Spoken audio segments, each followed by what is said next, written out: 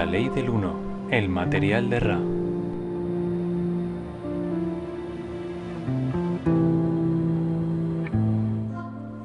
Muy bienvenidos a todos a una nueva sesión de la ley del 1, en este caso la sesión 17, y deciros que en esta sesión hay poco que resumir.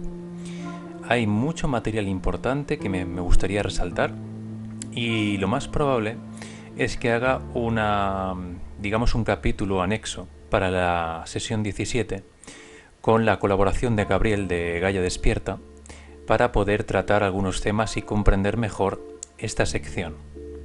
Estamos grabando esto el 28 de agosto del 2021.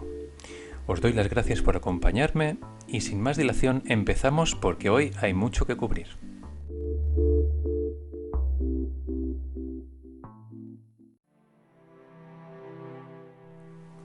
Como siempre, nuestro querido Ra nos da la bienvenida y nos dice: os recibo en el amor y la luz de nuestro infinito Creador. Estamos en comunicación. Don empieza preguntando: ¿se incrementarán los efectos de la cuarta densidad en los próximos 30 años? ¿Asistiremos a más cambios en nuestro entorno y en nuestro efecto sobre el mismo? Ra dice: la cuarta densidad es un espectro vibratorio. Vuestra continuidad de espacio-tiempo ha recorrido una espiral en vuestra esfera planetaria y vuestra galaxia, y que vosotros llamáis estrella, hasta llegar a esta vibración. Ello causará que la propia esfera planetaria realinee electromagnéticamente sus vórtices de recepción de las fuerzas cósmicas entrantes que se manifiestan como redes vibratorias, y la Tierra se magnetizará para alcanzar la cuarta densidad, si lo queréis expresar así.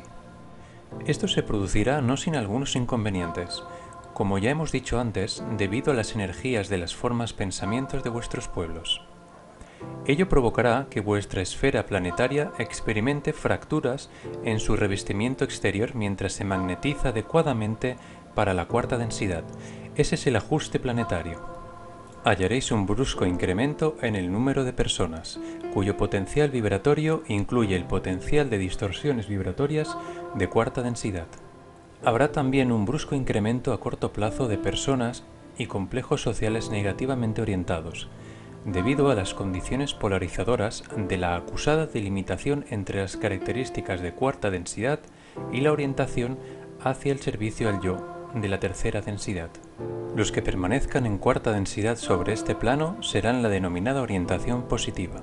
Vendrán muchos desde otros lugares, pues parece que a pesar de todos los esfuerzos de la Confederación, la cosecha será mucho menor que la esfera planetaria es capaz de mantener confortablemente en este servicio. Don pregunta: ¿es posible mediante el uso de alguna técnica ayudar a que una entidad alcance el nivel de cuarta densidad en estos días finales? Dice Ra: no es posible ayudar a otro ser directamente, tan solo es posible facilitar el elemento catalizador en cualquiera de sus formas. La más importante es la irradiación de la comprensión de la unidad con el creador del ser. La menos importante, la información, como la que estamos compartiendo con vosotros. Aquí Ra dice claramente que la forma más importante de ayudar es comprender la unidad con el Creador, o sea, la unidad con el todo, con ese, algunos lo dicen con Dios, con el Tao, con el camino, pero a fin de cuentas es lo mismo, es comprender la unidad, la unicidad que somos todos. Ra continúa y dice: nosotros mismos no sentimos la urgencia para que esta información sea divulgada ampliamente. Basta con que la hayamos facilitado a 3, 4 o 5. Ello es una recompensa enorme, pues si uno de ellos llega a la comprensión de la cuarta densidad gracias a este catalizador, entonces habremos cumplido la ley del 1 en la distorsión del servicio. Dice: no podemos ofrecer atajos para la iluminación. La iluminación es, en el instante, una apertura a la infinidad inteligente. Solo puede alcanzarse por el propio ser para el ser. Otro ser no puede enseñar la iluminación, sino únicamente enseñar información o dar inspiración o compartir amor, el carácter de misterio de lo desconocido, que anima a otro ser a impulsarse y a iniciar el proceso de búsqueda que termina en un momento, pero ¿Quién puede saber cuándo una entidad abrirá la puerta al acceso inteligente? Muy bien, aquí Don pregunta, ¿podéis decir quién era la entidad antes de su encarnación en la tierra conocida como Jesús de Nazaret? Dice Ra, el que conocéis como Jesús de Nazaret no tenía nombre. Esa entidad pertenecía a la cuarta densidad, en el nivel más alto de esa suboctava. La entidad deseaba llegar a esa esfera planetaria para compartir la vibración del amor en su forma más pura posible. Quisiera aclarar un punto, ahora que estoy más seguro de que lo haya comprendido. Las personas de este planeta que siguen cualquier religión o ninguna religión en absoluto, o que no tienen ningún conocimiento intelectual de la ley del uno, pueden ser cosechadas a cuarta densidad si son de esa vibración, ¿no es así? Ra dice, así es. Sin embargo, hallaréis pocos que sean cosechables, cuyo resplandor no haga a otros conscientes de su espiritualidad, como podríais llamar a esa cualidad de la distorsión del complejo de las personas. Bueno, aquí Ra está hablando de aquellas personas que irradian de alguna manera espiritualidad por sí mismas, sin necesidad de ser adeptos a ninguna religión. Según lo que dice Ra y por lo que yo entiendo, hay algunos que irradian esa espiritualidad que hace contagiar de algún modo al resto, pero que son relativamente pocos. Don pregunta, cuando Jesús de Nazaret encarnó, ¿intentó el grupo de Orión desacreditarlo de alguna manera? Dice Ra, así es. Don pregunta, ¿podéis decir lo que hizo el grupo de Orión para tratar de provocar su caída? Dice Ra, podemos dar una descripción general de lo que ocurrió. La técnica empleada fue la de incrementar otra información de orientación negativa. Esta información había sido proporcionada por el que vuestros pueblos conocían como Yahvé e implicaba numerosas constricciones sobre el comportamiento y prometía el poder de tercera densidad, de naturaleza orientada al servicio al yo. Finalmente, esto condujo a numerosos retos para la entidad conocida como Jesús. Don prosigue y pregunta, la entidad Jesús era de cuarta densidad y existen errantes en el planeta actualmente de las densidades quinta y sexta. ¿Qué fue lo que permitió que Jesús fuera tan buen sanador?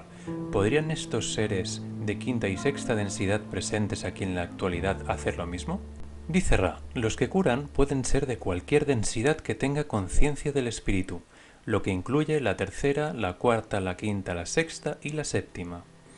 En la tercera densidad puede tener lugar la sanación tanto como en los demás. Sin embargo, existe más material ilusorio que comprender, que equilibrar, que aceptar y que dejar atrás. La puerta de acceso a la infinidad inteligente solo puede abrirse cuando la comprensión de la afluencia de la energía inteligente se abre al sanador. Es lo que se conoce como las leyes naturales de vuestra continuidad espacio-tiempo y su red de fuentes electromagnéticas o nexos de energía fluente. Conoced, pues, primero la mente y el cuerpo. Después, a medida que el espíritu se integra y se sintetiza, estos se armonizan en un complejo mente-cuerpo-espíritu que puede avanzar entre las dimensiones y abrir la puerta de acceso a la infinidad inteligente, sanando así al ser mediante la luz y compartiendo esa luz con los demás. Bueno, aquí Ra dice, en pocas palabras, que para sanar de un modo eficaz como lo hacía Jesús, tendríamos que primero entender bien el cuerpo y la mente. Por eso se dice, lo he escuchado en el gnosticismo, que se dice, conócete a ti y conocerás el universo y los dioses. Básicamente es eso, es mediante el conocimiento de las leyes naturales y de nuestro cuerpo y mente, podríamos llegar a sanar, a irradiar esa luz y compartirla con los demás. Don prosigue y pregunta, ¿cómo aprendió Jesús eso durante su encarnación? Dice Ra, esta entidad aprendió la capacidad mediante una especie de recuerdo natural a una edad muy temprana. Desafortunadamente, esa entidad descubrió primero su capacidad para penetrar la infinidad inteligente al tornarse en la distorsión que llamáis ira, como en un compañero de juegos. La entidad conocida como Jesús tocó a esa otra entidad que quedó mortalmente herida. Así es como el conocido Jesús se dio cuenta de que había en él un potencial atroz. Esa entidad se decidió a descubrir cómo utilizar esa energía para el bien, no para lo negativo. Era de orientación sumamente positiva y recordaba más que la mayoría de los errantes. Este es un punto muy importante porque aquí vemos cómo Jesús, que a través del mal encontró su poder, fue consciente de su poder. A veces, en algunas ocasiones, mediante el dolor o mediante el sufrimiento, aprendemos las lecciones.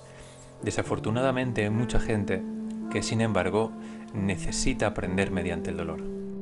Ra prosigue y dice: la entidad a la que llamáis Jesús quedó galvanizada por esa experiencia y comenzó una vida de búsqueda e investigación. La entidad quedó absuelta kármicamente por la destrucción de otro ser cuando se encontraba en la última parte de su vida y pronunció lo que denominaríais las palabras de la cruz: Padre, perdónales, porque no saben lo que hacen.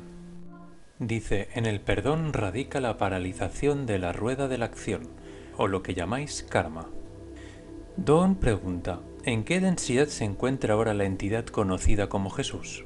Dice Ra: esa entidad estudia ahora las lecciones de la vibración de la sabiduría, la quinta densidad, también llamada la vibración de la luz. Don pregunta: en nuestra cultura siempre se ha dicho que volverá. ¿Podéis decir si tal cosa está prevista? Dice Ra: trataré de resolver esta cuestión. Es difícil. Esa entidad era consciente de que el ciclo actual acaba en su última fase y habló de forma que aquellos de su nivel de conciencia pudieran volver en la cosecha. El complejo mente-cuerpo espíritu al que llamáis Jesús no debe volver como entidad, tal como lo llamaríais, excepto como miembro de la confederación que hable a través de un canal. Sin embargo, hay otros de idéntica congruencia de conciencia que darán la bienvenida a los de cuarta densidad. Tal es el significado del retorno. Aquí, como bien ha dicho Ra, Jesús de Nazaret no se presentará como lo pensábamos, sino que vendrá a dar mensajes canalizados. Por otro lado, quería apuntar que el mismo Jesús, sabiendo que se acababa el ciclo, de algún modo hizo como un llamamiento o una invitación para que los seres de su misma conciencia espiritual llegaran a la tierra. Por eso se dice que ahora gran parte de los que vienen son errantes, para ayudar en la evolución. Don prosigue preguntando: ¿podéis indicar por qué afirmáis que la Tierra será de cuarta densidad positiva, en lugar de cuarta densidad negativa, puesto que parece haber en ella tanta negatividad en el momento actual? Ra responde: la Tierra parece ser negativa. Ello se debe al horror sereno, digamos, que es la distorsión que suelen experimentar las entidades buenas, u orientadas positivamente, hacia los acontecimientos de vuestro presente espacio-tiempo. Sin embargo, los que están orientados y son cosechables en los caminos del servicio al prójimo superan ampliamente aquellos cuya orientación al servicio al yo ha alcanzado el grado cosechable. Prácticamente es una estrategia, entre comillas, del grupo de Orión que parezca que la Tierra sea más negativa que positiva, para que las entidades polarizadas positivamente de alguna manera bajen sus vibraciones para así el grupo negativo tener más control o que la balanza se incline un poco más hacia ellos. Dice Don: en otras palabras, habrá menos entidades negativas que positivas en la cosecha para la cuarta densidad, ¿es así? Dice Ra: así es, la mayoría de vuestra población repetirá tercera densidad. Don prosigue y pregunta: ¿debo entender que la cosecha se producirá en el año 2011 o se prolongará en el tiempo? Dice Ra: es una aproximación. Hemos manifestado nuestra dificultad con vuestro espacio-tiempo. Este es un nexo de espacio-tiempo posible para la cosecha.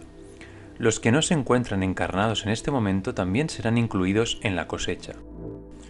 Don pregunta: si una entidad desea servir al prójimo antes que al yo, mientras se encuentra en esta tercera densidad, ¿hay mejores formas de servir a los demás? ¿O cualquier modo es tan oportuno como otro cualquiera? Ra dice: la mejor manera de servir a los demás es el constante intento de buscar la forma de compartir el amor creador tal como es conocido por el ser interior. Ello implica un conocimiento del ser y la capacidad de abrir el yo al prójimo sin vacilación. Implica, digamos, el resplandor de lo que es la esencia o el corazón del complejo de la persona.